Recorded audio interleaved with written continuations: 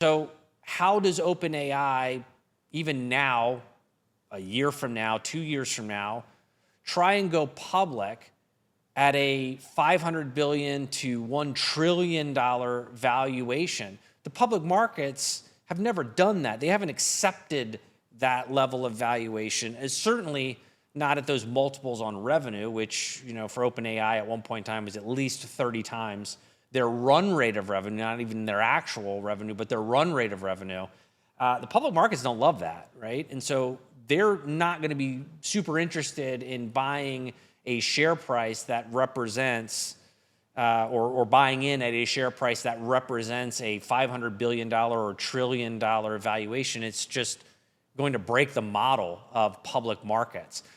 I'm all for evolution. I'm all for paradigm shifts. Maybe this is the thing that completely changes, hundreds of years of history of how this stuff works in the public markets. And if so, fair enough.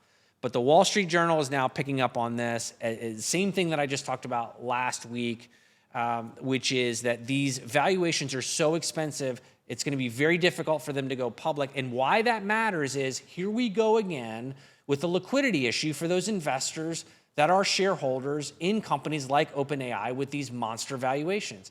How do they make money? How do they get a return on their investment if their only option is in the secondary markets or doing these secondary sales? That's not overall healthy for venture capital. It's certainly not healthy for those investors that are kind of stuck with this investment and no way to have a liquidity and potentially not have a path to liquidity, at least through the public markets. Now,